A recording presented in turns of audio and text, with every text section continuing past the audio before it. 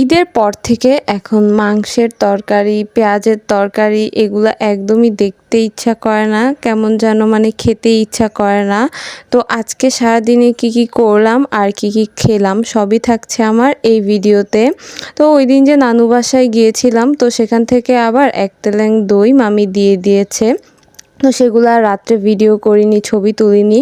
কারণ দিনের বেলার ভিডিও ছবিগুলো একটু ভালো হয়। তো আমি এগুলা দিনের জন্য রেখে দেই। তো তারপর দিন আমি ভিডিওটা করতেছি। তো আমার আবার দইটা অনেক পছন্দ।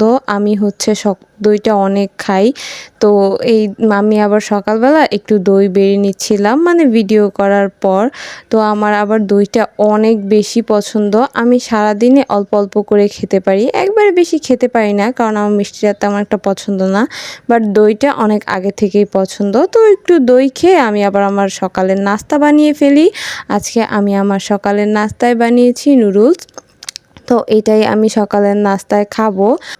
আমি একেবারে ঝাল ঝাল করে নুডলসটা বানিয়ে নিয়েছি। এরপর নাস্তা করার পর দেখলাম অনেকগুলা আম আছে ঘরে। আমি আবার সেগুলা কেটে নিলাম। সুন্দর করে কেটে আমি একটা প্লেটে নিয়ে নিয়েছি ছবি তোলার জন্য, ভিডিও করার জন্য। তো দুপুরবেলা আমটা খেতে আমার কাছে অনেক ভাল লাগে।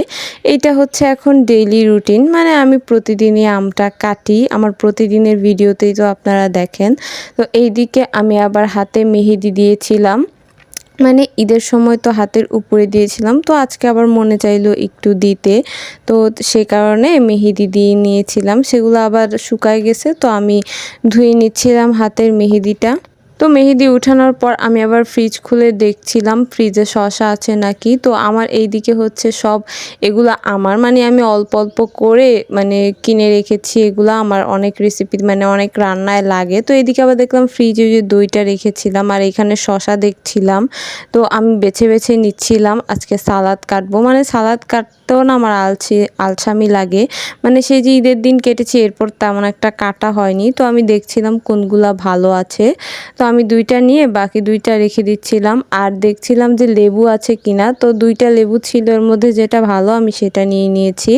আর এখানে আমি লেবু, শসা, পেঁয়াজ এগুলা কেটে নিয়েছি। তো আজকে দুপুরে আর আম্মুর তেমন কোনো রান্না নেই, কারণ আমি ঈদের দিন দেখিয়েছিলাম অনেকগুলা বিরিয়ানি ছিল, সেগুলা ডিপ ফ্রিজে রেখে দিয়েছি। সেগুলাই আজকে আম্মু আবার দুপুরে নামিয়েছে।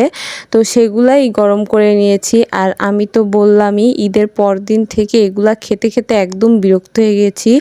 মানে ওই দিন হচ্ছে নানু বাসায় দাওয়াত খেলাম, তখন এইসব খাবার, আজকে আবার বিরিয়ানি। তো আমার একদম বিরক্ত হয়ে গেছি এগুলা খেতে খেতে। কিন্তু ঈদের সময় তো খেতেই হবে, কিছু করার নেই। তো এইদিকে আমি দুপুরের খাবারে বিরিয়ানি খেয়ে নিচ্ছিলাম। বিরিয়ানিটা আমার অপছন্দ নয়, কিন্তু এই কয়েকদিনে অনেক কিছু খেতে খেতে এখন না তেমন একটা খেতে ইচ্ছা করে না। তো খাওয়ার পরে এদিকে আবার দেখলাম অনেকগুলা দই শেষ সারাদিনে।